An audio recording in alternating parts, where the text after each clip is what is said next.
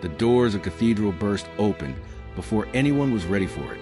Cynthia Ward's hand trembled against the cold marble pillar as 200 eyes turned toward her at once. She had spent 30 years building a wall around her past. And in the space of one sentence, Vanessa Harrington had cracked it wide open in front of everyone who mattered. Someone needs to tell the catering staff they aren't supposed to sit with the guests. The words hit the room like a slap. The string quartet stopped mid-note. A champagne glass slipped from someone's fingers and shattered against the marble floor, but nobody looked down to see whose it was.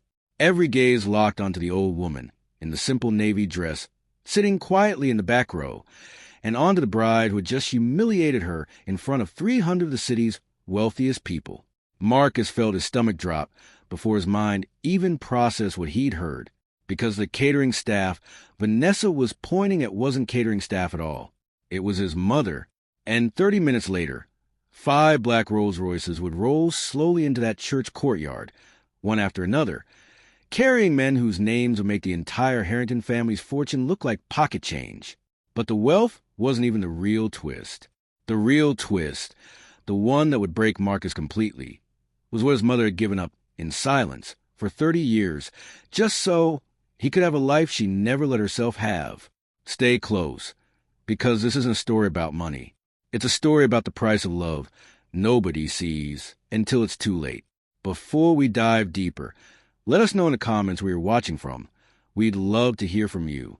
And if you're new here, click the subscribe button so you never miss any of our upcoming videos. Who was the quiet woman nobody wanted near the wedding photographs? Why did Marcus's jaw clench every time his mother was pushed further from the center of attention, yet he said nothing? Not yet. Why had Cynthia arrived alone, in a plain dress, when every other woman in that ballroom wore gowns that cost more than most people's cars? And who, exactly, were the 5 men about to walk through those doors like they owned the building? Because in some ways they did. By the end of this, you'll understand why the people who laughed the loudest that night would be the ones who couldn't look her in the eye by morning. Cynthia Ward had learned how to disappear a long time before that wedding. She grew up in rural Georgia, the daughter of sharecroppers, in a house where the floorboards creaked louder than anyone's complaints ever could. Her hands had calluses by the time she was 12. Nobody in that town would have guessed, looking at her, that she'd once eaten dinner off porcelain plates in a house with marble floors. She never told them. She never told anyone. When she became pregnant at 21, the father vanished before the baby came. No goodbye, no note.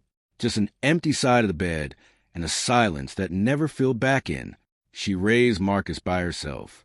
3 jobs, sometimes 4, cleaning office buildings after midnight, pouring coffee at a diner before the sun came up, spooning soup into the mouths of elderly patients who could barely remember her name from one shift to the next. Some nights she ate nothing but bread dipped in tea, and when Marcus, barely 7 years old, asked if she'd already eaten, she smiled and said yes. It was a lie, a mother's lie, the kind told so a child never has to carry a weight he didn't ask for. "Mama, why you always say you already ate?" he asked her once, maybe 9 years old, suspicious in the way only children can be. "Because I have," she said and ruffled his hair, and changed the subject before he could ask again. He believed her for years. Children believe the people who love them. That's the whole tragedy and the whole beauty of it. Marcus grew up disciplined in a way that surprised his teachers. Quiet, focused, the kind of kid who did his homework on the floor of a laundromat because that's where his mother happened to be working that night. Scholarships came, then a degree, then a tech company that started in a shared apartment and ended up with his name in business magazines Cynthia couldn't even afford to subscribe to. Every award he won, he dedicated to her. Every interview, he mentioned her name. "Everything I am, I owe to my mother," he said once on a stage in front of cameras, and Cynthia sat in the audience in a dress she'd had for 6 years, cried without making a sound. But Cynthia herself never changed. She kept the same old car, the same small house. She never asked Marcus for money, and when he tried to give it, she waved him off like he'd offered her something embarrassing. "I don't need things, baby. I need you to be happy. That's all I ever needed." What she never told him What she had buried so deep that even she sometimes pretended it wasn't true was that Happy had cost her almost everything she once had. A name, a family, a fortune. She'd walked away from all of it before he was even born. And she had decided, somewhere in those long, hungry years, that the price had been worth it. She just never expected to have to pay it twice. That second payment came wearing white lace and a smile that didn't reach her eyes. Marcus met Vanessa Harrington at a charity gala 2 years before the wedding. She was beautiful in a way that photographs flatter. Sharp cheekbones, perfect posture, a laugh that always seemed to land exactly when it was supposed to. Her family's name opened doors before she even said a word. Old money, old expectations. At first, Marcus was dazzled. He admitted that much to himself later, after everything fell apart. He was dazzled by her confidence, by the way rooms seemed to rearrange themselves around her. But her parents never warmed to Cynthia. Not once. It wasn't loud. It was never loud. It was a kind of cruelty wrapped in good manners, the kind that leaves no fingerprints. "Oh, Cynthia, that's a lovely dress. Did you make it yourself?" Vanessa's mother, Margaret Harrington, asked once at a family dinner, her smile sweet enough to choke on. "I bought it on sale," Cynthia answered simply, refusing to be embarrassed by something that wasn't shameful. "How resourceful," Margaret said, and turned back to her wine. Small comments like that, again and again, at every dinner, every gathering. "Mama, you don't have to keep coming to these things if they make you uncomfortable," Marcus told her once, after catching the tail end of one of Margaret's comments. "I'm not uncomfortable," Cynthia lied again. "I just want to see my son happy." That's worth a few rude comments. As the wedding approached, the Harringtons took control of everything. The venue, the flowers flown in from Europe, the guest list, the seating charts, including, it turned out, exactly where Cynthia would be placed. And that single decision would detonate everything. The morning of the wedding, the cathedral looked like something from a different century. Crystal chandeliers threw soft light across 300 guests in designer gowns and tailored suits. A live orchestra played something elegant and forgettable. Everything had been arranged to project exactly one message: power. Cynthia arrived alone, in a simple navy dress, no jewelry, no entourage trailing behind her. She wasn't there to be seen. She was there to watch her son get married, and that was all she wanted from the entire day. A seating coordinator approached her almost as soon as she walked in, looking deeply uncomfortable. "Ma'am, I'm so sorry, but you've been assigned to the last row, near the service entrance." Cynthia blinked. "The last row?" "I'm just following the seating chart," the coordinator said, eyes down. "I'm really sorry." Cynthia could have argued. She could have demanded to see Marcus, could have made a scene right there before the ceremony even started. Instead, she nodded once, said nothing, and walked to the back row near the kitchen doors, where the smell of catering trays lingered in the air. She sat down. She folded her hands in her lap, and she waited to watch her son get married, the way she'd waited through everything else in her life. Quietly, without complaint. If anyone in that church had been paying attention, they might have noticed that she didn't look humiliated. She looked tired. Tired in a way that had nothing to do with one wedding, and everything to do with 30 years of swallowing insults, so someone else could have an easier life. The reception should have been the easy part. It wasn't. Guests danced under low golden light. Glasses clinking, laughter rolling across the ballroom in waves. For a while, Cynthia allowed herself to relax, seated near a cluster of business executives who'd been kind enough to include her in their conversation about nothing in particular, weather, traffic, the price of imported flowers. Then Vanessa noticed. Her expression shifted the moment she saw Cynthia sitting near people she considered important. She crossed the ballroom floor in long, deliberate strides, her white dress catching every eye in the room, and stopped directly in front of her new mother-in-law. "Some tables are reserved for distinguished guests," Vanessa said, loud enough that the nearest 20 people heard every word. The room went quiet in that particular way rooms go quiet when something cruel has just happened in public, and everybody is deciding whether to react. Cynthia stood up slowly. She didn't argue. She didn't raise her voice. "Of course," she said. "I apologize." She began walking toward another table. Any table. It didn't matter which, while Vanessa watched her go with an expression that wasn't quite satisfaction and wasn't quite shame either. Somewhere in the crowd, a woman in an emerald dress leaned toward her companion and whispered something behind a cupped hand, and they both laughed quietly, the way people laugh when they think no one important is watching them do it. Marcus arrived at the table moments later, having missed the exchange entirely. "What happened? Mom, are you okay?" "It's nothing, sweetheart," Cynthia said, already rearranging her face into something calmer than what she felt.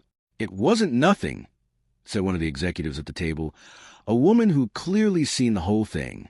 "Vanessa just... It was a misunderstanding," Vanessa interrupted smoothly, sliding her arm through Marcus's. "The seating got mixed up, that's all. Nothing to worry about, baby." Marcus looked at his mother, looked at her eyes, which were glassy in a way he hadn't seen since he was a child, and she thought he was asleep. Something cold settled into his chest, a feeling he didn't have a name for yet. "Mom," he said quietly, "did something happen?" "I'm fine, Marcus. Go enjoy your wedding. If this story has your heart racing, comment. I'm still watching. Let's see who's truly following the story until the very end. Because what happens next changes everything." Marcus pulled his mother aside near the edge of the ballroom, away from the music, away from the cameras. "Tell me what happened, please." "It doesn't matter," Cynthia said, and her voice cracked just slightly on the word matter. "It clearly matters. You're crying." "I'm not crying," she said, even as a tear slid down her cheek, and she wiped away fast, like she was embarrassed by her own emotion. "I just want a day to be about you. That's all I've ever wanted.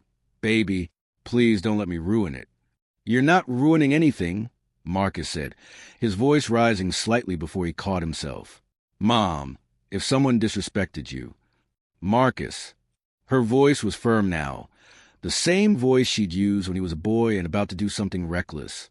"Let it go. Please. For me." He wanted to push further. He wanted to march across that ballroom and demand answers from his own bride on his own wedding day.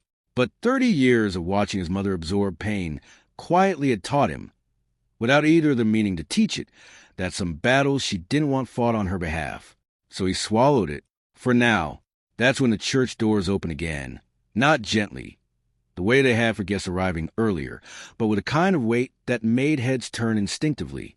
A young usher rushed inside, his face pale, whispering urgently to the wedding planner. Several guests near the window stood up, craning their necks to see outside. In the courtyard, 5 black Rolls-Royces moved slowly into formation, one after another, like a procession that had been planned with military precision, polished to a mirror shine, moving with a kind of unhurried authority that suggested the people inside had never once in their lives needed to rush for anyone. The orchestra faltered, then stopped entirely. Guests crowded toward the windows and the open doors, murmuring confused. Phones came out. Someone whispered a name, just a guess, a recognition flickering across her face, and the whisper spread to the crowd like static electricity. The first car door opened. A tall, silver-haired man stepped out, dressed in a charcoal suit that probably cost more than the cathedral's flower budget. 4 more men followed from the other vehicles, each carrying himself with the kind of stillness that money alone cannot buy, the stillness of people who have never once had to prove anything to a room. "Who are they?" someone whispered. I think that's..." Another voice started, then stopped, unsure, disbelieving. Vanessa's father straightened his jacket, suddenly nervous in a way he hadn't been all evening. Margaret Harrington's hand went to her pearls. The men walked through the cathedral doors and into the ballroom without a single glance toward the bride, without a glance toward the cameras, the photographers scrambling to capture whatever was about to happen, or the wealthy guests who moments earlier had been the most important people in the room. They walked straight toward the back corner, straight toward Cynthia. The room held its breath collectively, the way 300 people sometimes do without coordinating it, simply because the air itself seems to demand silence. The oldest of 5 men, silver-haired, broad-shouldered, eyes already glassy, reached Cynthia first. He stopped in front of her, and for one long moment, neither of them said anything at all. Then his voice broke. "We finally found you, sister." Gasps rippled across the ballroom, like wind through tall grass. Marcus's head snapped toward his mother, so fast it nearly hurt. "Sister?" Vanessa repeated, the word falling out her mouth like she didn't recognize the shape of it. Cynthia's composure, the same composure that had carried her through humiliation after humiliation that entire day, finally cracked completely. Her hand flew to her mouth. Tears she'd been holding back for 30 years spilled freely now, in front of everyone she had spent the whole day trying not to embarrass. "Daniel," she whispered. "Oh my God, Daniel." The man pulled her into his arms, and the 4 others gathered close behind him, every one of them with tears in their eyes, like men who had been carrying a grief they couldn't put down for a very long time and had just, finally, set it on the ground. Marcus stood frozen, his mind struggling to assemble a story that made any sense. "Mom," he said, his voice barely above a whisper. "What's happening? Who are these people?" Cynthia turned to him, her face streaked with tears, decades of silence finally breaking apart. "Marcus," she said, "there's something I should have told you a very long time ago. Decades earlier, before the diners and the laundromats and the long nights cleaning office buildings, Cynthia Ward had been born into one of the most successful black-owned business families in the country, a family whose name carried weight across real estate, shipping, banking, and manufacturing. Built over 2 generations by people who refused to accept the limits the world tried to put on them. But after their father passed, a bitter inheritance dispute tore the family apart. Lawyers, accusations, years of conflict over money that none of them, deep down, actually wanted to fight over. Cynthia, the only daughter, had refused to participate. She walked away from all of it, the company's shares, the family name, the wealth, and simply disappeared. Changed cities, changed her life completely. Started over with nothing but her own 2 hands and a determination that nobody would ever again know who she used to be, not even her own son. "You're telling me," Marcus said slowly, his voice shaking, "that you're from one of the wealthiest families in the country? And you never told me." "I didn't want that life to touch you," Cynthia said. "I wanted you to build something real, something that was yours." Daniel, the oldest brother, stepped forward, his eyes still wet. "We spent years looking for her," he said, addressing the room now, though his focus never left his sister's face. "After the dispute settled and the family came back together, all we wanted was to find her, to apologize, to bring her home. We found her months ago," said another brother, younger, his voice tight with emotion. "She asked us to respect her privacy, to let her live the life she'd built, and we did until tonight. Until we heard," Daniel said, his jaw tightening now, his eyes finally moving toward Vanessa, how she was being treated at her own son's wedding. Vanessa's face had drained of all color. Her mother's pearls trembled slightly where her hand still gripped them. The room that had laughed quietly behind cupped hands an hour earlier was now utterly, completely silent. But the night had one more revelation left, and it was the one that finally broke Marcus completely. "There's something else you should know," Daniel said, turning back to Marcus, his voice gentler now. "Years ago, before your mother disappeared from our lives, she had inheritance shares waiting for her, money she never claimed, money that, eventually, found its way to her quietly through people who tracked her down before we ever did." Marcus stared at him, not understanding. "She used it," Daniel continued. "Every scholarship you earned that you thought came from merit alone. Some of it did. You're a brilliant young man. Nobody's taking that from you. But the gaps? The summer you needed equipment for your first internship? The loan you thought you'd taken out in your own name? Your mother quietly arranged it, sold what remained of her shares to make sure you never had to know hunger the way she did." Marcus turned to his mother, his chest heaving, his throat too tight to speak for several seconds. "Mom," he finally managed, "all those nights you said you'd already eaten." Cynthia's lips trembled. "I just wanted you to have enough. Baby, that's all I ever wanted." He broke down completely then, right there in front of 300 guests, the cameras, the Rolls-Royces still idling outside, none of it matching anymore. He pulled his mother into his arms and held her the way a person holds something they almost lost without ever knowing it was in danger. "I'm so sorry," he whispered into her hair. I'm so sorry I never knew. I'm so sorry I let them treat you this way. You have nothing to be sorry for, Cynthia whispered back. You gave me the only thing I ever wanted, a reason to keep going. By the time they finally let go of each other, half the room was crying, genuinely, openly, the kind of crying that happens when people witness something real in a place that had spent all day performing wealth and status instead. The reception transformed after that, but not because anyone suddenly cared about money. It transformed because, for the first time that entire day, people finally saw Cynthia Ward, not the woman in the cheap dress, not the woman seated near the kitchen, but the woman who had given up a fortune and built a life out of nothing twice, without ever asking anyone for credit.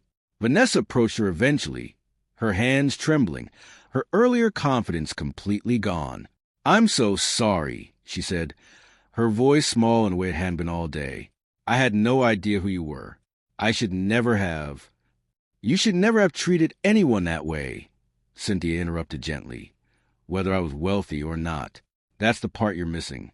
Vanessa flinched, the words landing harder than any shouting could have. Respect, Cynthia continued, should never arrive after wealth is discovered. If it does, it was never respect at all. It was just fear of consequences. Nobody in that ballroom said anything for a long moment. Margaret Harrington, who had spent 2 years making small, polite, poisonous comments about a woman's second-hand dresses, stared down at her own designer gown like it had suddenly become heavier than she could carry. Marcus stood beside his mother, his arm around her shoulders, watching his new wife absorb a lesson that had taken her entire life to learn in the space of one humiliating hour. The party didn't end the way anyone had expected when the day began. There was no triumphant toast, no easy resolution wrapped in a bow. There was just a room full of people who had learned, all at once, that the woman they dismissed all day had more dignity in her silence than most of them had shown in their entire lives. If you're still watching up to now, type "I'm still here" in the comment section. Cynthia didn't ask for an apology to her. She didn't ask the Harringtons to grovel, didn't demand Vanessa be punished, didn't even raise her voice once for the rest of the night. She simply sat with her brothers, 5 men who had spent years searching for a sister they'd nearly lost to silence, and let herself, finally, after 30 years, be seen.